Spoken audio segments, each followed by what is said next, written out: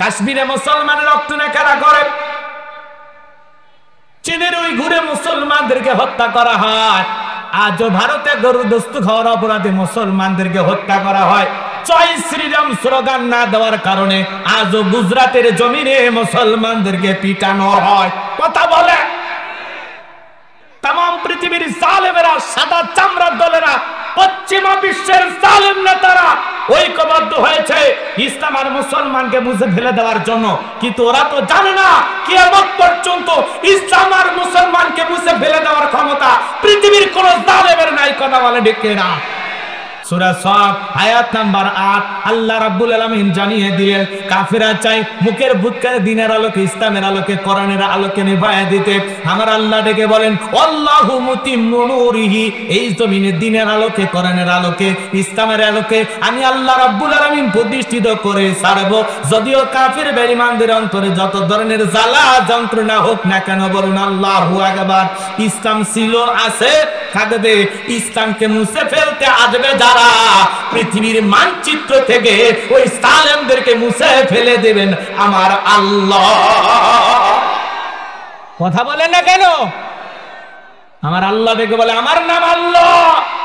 যারা দিতে চাই আমি আল্লাহর সাথে পাল্লা, আমি রাখবো না তাদের ঘাড়ে কাল্লা। চিৎকার মেরে বলুন সুবহানাল্লাহ। আল্লাহর সাথে পাল্লা দিয়ে কোনো জালিম টিকতে পারে? জোরে বলেন টিকতে পারে? পারেন। যাদের হাতে মুসলমানের রক্ত লেগে আছে তাদের পরিণতি ভালো হবে না।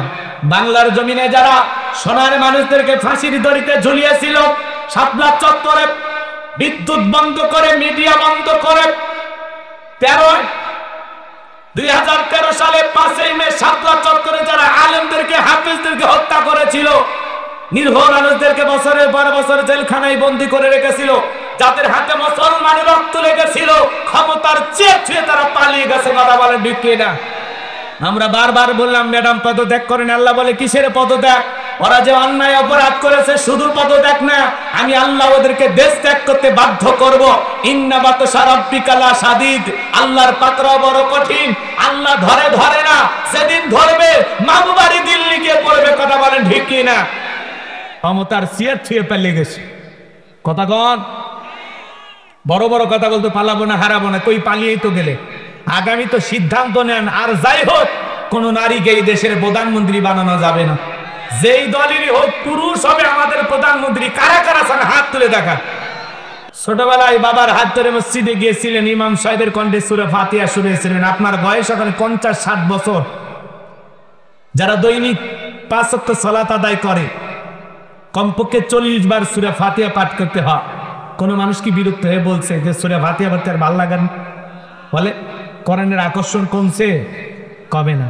কোন ইমামকে বলেছে আমি 30 বছর সূরা ফাতিহা দিয়ে শুরু করছি, কাল মাগরিবে সূরা ইখলাস দিয়ে শুরু করব, কুল হুয়াল্লাহু আহাদ। পিছন থেকে কি বলবেন?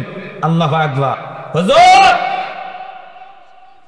আগে সূরা ফাতিহা পড়েন, এরপরে অন্য সূরা দেন। কারণ সূরা ফাতিহা সারা নামাজ হবে।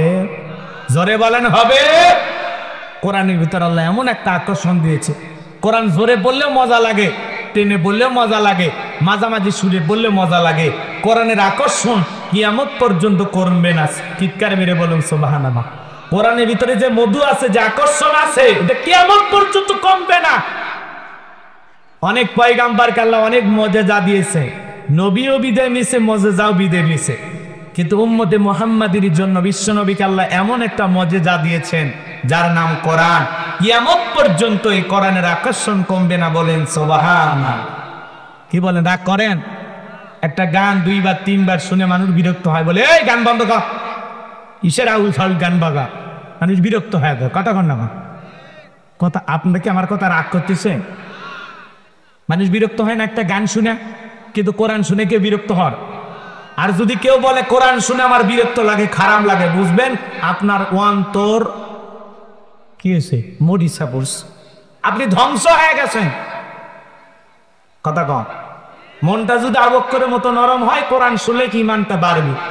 আর মনটা যদি আবু জেহেলের মতো শয়তানিতে ভরা থাকে, আবু জেহেল সারা রাত কোরআন শোনার পরে হেদায়েত ভাগ্যে জোটেনি। কথা বলেন ঠিক না? মনটা আবু বকরের মতো নরম করে। আমার ভাইয়েরা কষ্ট হচ্ছে আপনাদের। তাহলে কোরআনের সাথে আমাদের সম্পর্ক রাখা দরকার আছে না? নাই? নিজেরা আলেম হতে পারেননি, হাফেজ হতে পারেননি, সন্তানদেরকে মাদ্রাসায় পড়াইয়া হাফেজ আলেম বানানোর দরকার আছে না? নাই? নায়কের বাবা হয় লাভ নাই, গায়কের বাবা হয় লাভ নাই। যে অভিভাবক তার মা বাবা নিজের হাতে সন্তানকে গানের স্কুলে, নাচের স্কুলে ভর্তি করায়, এরকম মা বাবা আছে না? সন্তানকে শিখায় সা রে গা মা পা নি ধা পা গা সা মা গা গা গা গা। বলেন এগুলো শিখালে সব পাওয়া যাবে? যে মা বাবা সন্তানকে গানের স্কুলে, নাচের স্কুলে ভর্তি করে দেয়, ওই মা বাবা নিজের হাতে সন্তানকে জাহান্নামের আগুনে ফেলে দিয়েছে। কথা বলেন ঠিক কিনা? সন্তানকে মাদ্রাসায় পড়াইতে হবে, দিন শিখাইতে হবে। সন্তানের মুখে গান শুনলে মা বাবা খুব সুন্দর, হ্যাঁ রে ছেলে বড় হলে শিল্পী হবে, হ্যাঁ সন্তান একটু নাচতে পারলে ডান্সার হবে। এই সমস্ত অভিভাবকের কপাল পুড়ছে, কপাল পুড়ছে। এদের ছোট ছোট বাচ্চারা কোরআন তিলাওয়াত করলো, ইসলামী সঙ্গীত গাইলো, ভালো লাগে নাই? সন্তানকে মাদ্রাসায় পড়ায়, দিন শিখা, আলেমের বাবা হন, হাফিজের বাবা হন, নায়ক গায়কের বাবা হয় লাভ না। কথা বলেন না কেন? নায়কের বাবা হয় লাভ আছে? শাকিব খানের বাবা হইলে দাম বাড়বে নাকি একজন হাফিজের বাবা হলে কি? কথা কয় না, কথা কয়। আমার কথায় অনেকেই বিরক্ত হচ্ছে না, ওজোর এলে বিরক্ত হচ্ছে। হক কথা বলালাই যতই তিকাই। আমার আল্লাহ রাব্বুল আলামিন বলেন ইন্না আ'তাকিনাকাল কাউসার, অবশ্যই আমি আল্লাহ পাক আপনাকে হাউজে কাউসার দান করেছি। বলেন সুবহানাল্লাহ। এই পৃথিবীর অন্য কোন নবী রাসূলকে আল্লাহ তাআলা হাউজে কাউসার গীত করেন নাই, আপনার আমার নবীকে আল্লাহ তাআলা হাউজে কাউসার দান করেছেন। ইন্না আ'তাইনাকাল কাউসার, নিশ্চয়ই আমি আল্লাহ পাক আপনাকে হাউজে কাউসার দান করেছি। এই হাউজে কাউসারের পানি দুধের মতো সাদা, মধুর চাইতে মিষ্টি, পানির মতো ক্লিয়ার। ওই কঠিন কিয়ামতের ময়দানে যেদিন বিচার দিবস কায়েম হয়ে যাবে, বিচার দিবসের একদিন হবে 50,000 বছরের সমান। ওই কঠিন কিয়ামতের ময়দানে যেদিন সূর্য হাত মাথার উপরে চলে আসবে, সূর্যের তাপে জমিনটা হয়ে যাবে তামার জমিন, পাহাড় পর্বত নদী নালা খাল বিল বিল্ডিং আমার কোনো কিছু থাকবে না। কুল্লু মান আলাইহা ফান, এই পৃথিবীর জমিনের সবকিছু আল্লাহ তাআলা ধ্বংস করে দেবেন। যেদিন বেঈমানদের জুব্বা নাভি পর্যন্ত ঝুলে আসবে, যেদিন ভাই ভাইয়ের পরিচয় দিবে না। ইয়াউমা ইয়াফিরুল মারউ মিন আখি ওয়া উম্মিহি ওয়া আবি ওয়া সাহিবাতিহি ওয়া বানি, যেদিন ভাই ভাইয়ের কাছ থেকে পালিয়ে যাবে, মাতা পিতা সন্তানের কাছ থেকে পালিয়ে যাবে, স্ত্রী স্বামীর কাছ থেকে পালিয়ে যাবে, সন্তানেরা মা বাবার কাছ থেকে পালিয়ে যাবে। কিয়ামতের ময়দান যখন কায়েম হয়ে যাবে, কেউ কারো উপকারে আসবে না। ওই কঠিন কিয়ামতের ময়দানে আল্লাহর আরশের ছায়া ছাড়া আর কোনো ছায়া থাকবে না। ওই ছায়ার ভিতরে আল্লাহ তাআলা 7 শ্রেণীর মানুষকে ছায়া দান করবেন। এটা কিয়ামতের ময়দানে আল্লাহ তৈরি করা ভিআইপি গ্যালারি, সেখান থেকে তারা কিয়ামতের ফাইনাল খেলা উপভোগ করবেন। মানুষ দলে দলে পানি পানি বলে চিৎকার মারবেন আর বিশ্ব নবীর দিকে রওনা করবেন। কিছু মানুষের চোখের সামনে আল্লাহ তাআলা পথের আবরণ তৈরি করে দিবেন। নবী তখন ডেকে বলবেন, আল্লাহ সংখ্যায় আমি আমার অনেক উম্মতকে দেখতে পাইলাম, কেন জানি সংখ্যাটা কমে গেল, বুঝতে পারলাম না।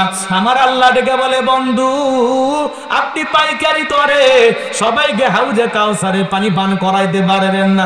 দুনিয়ার জীবনে 2টি অপরাধ করেছিল যারা, আজকে আপনার হাতে হাউজে কাউসারের পানি পাবে না তারা। জোরে বলেন কয়টি অপরাধ? মক্কা নগরীতে একজন মহিলা, তার স্বামী মারা গেছে, 3টা সন্তান রেখে কিছুটা দিন অতিবাহিত হয়ে যাওয়ার পরে বড় ছেলেটা ডেকে বলে, মা বাবা মারা গেছে, কেউ তো আমাদের খোঁজ খবর নিতে আসে না। ও মা, ইতিমের দরদ এতিম নবী ছাড়া কেউ বুঝবে না। মা কালেমা পড়ে মুসলমান হই আর না হই, অন্তত মনের দুঃখটা বলার জন্য একটু নবীর কাছে যায়।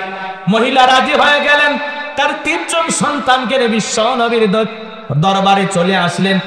নবীজির চেহারার দিকে তাকাইয়া 2টা ভাই, এক ভাই আর এক ভাইকে বলতেছে, বড় ভাই এ কেমন মানুষের চেহারার দিকে তাকাইলাম গো, যার চেহারার দিকে তাকাইয়া আমার পেটের ক্ষুধা নিবারণ হয়ে গেছে। বলুন সুবহানাল্লাহ। বড় ভাইটিকে বলে, ছোট ভাই আমারও তো একই অবস্থা। এ কেমন মানুষের চেহারার দিকে তাকাইলাম, যার চেহারার দিকে তাকাইয়া আমার কয়েক দিনের পেটের ক্ষুধা চলে গেছে। বলুন সুবহানাল্লাহ। কেমন নবী পাইছি, কেমন দামি নবী পাইছি।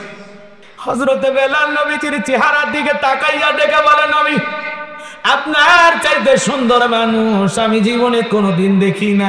ও নবী, আপনি কালেমার দাওয়াত দেন, ইসলামের প্রচার প্রসার করেন, দয়া করে আমারে কালেমা পড়ে মুসলমান বানায় দেন। বিশ্ব নবী হযরত বেলালকে পড়া দিলেন, লা ইলাহা ইল্লাল্লাহু মুহাম্মাদুর রাসূলুল্লাহ সাল্লাল্লাহু আলাইহি ওয়াসাল্লাম। হযরতে বেলাল কালেমা পড়ে মুসলমান হয়ে গেল। নবী আমারকে বলে, বেলাল ইসলামের অবস্থা তো ভালো না, কালেমা পড়েছো আপাতত প্রকাশ করা যাবে না। আপনারাই বলেন তো বাজান, ইসলামের অবস্থা কি সব সময় ভালো থাকে? আজ তাম পৃথিবীর দিকে তাকায় দেখেন, তাম পৃথিবীর জালেম আর বেঈমানেরা ঐক্যবদ্ধ হয়েছে ইসলাম আর মুসলমানকে পৃথিবীর মানচিত্র থেকে বিদায় করে দেওয়ার জন্য। আজ ফিলিস্তিনি জমিনে মুসলমান রক্ত নিয়ে খেলা করে জালেম নেতানিয়াহু। মনে রাখবেন বাজান, এই পৃথিবীর জমিনে নমরুদ ফিরাউনের যেমন জায়গা হয় নাই, ওই নেতানিয়াহুর জায়গা পৃথিবীর জমিনে হবে না।